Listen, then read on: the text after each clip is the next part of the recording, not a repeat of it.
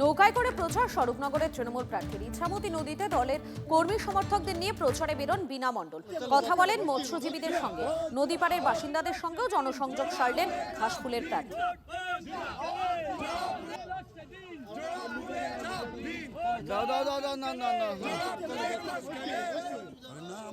আমরা যাব না।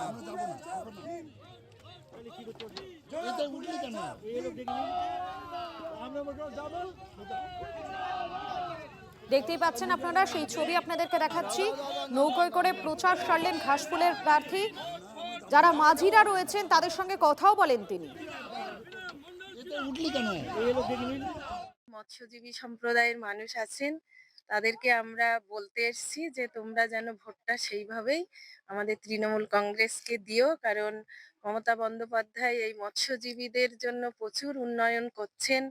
তাদের বিভিন্ন রকম মাছ, সাদা মাছ থেকে শুরু করে মাগুর মাছ, বিভিন্ন রকম মাছ তাদের দিয়ে থাকেন, এবং মৎস্য সমবায়ের যেসব সমিতি আছে তারা একটা লোনও পেয়ে থাকে।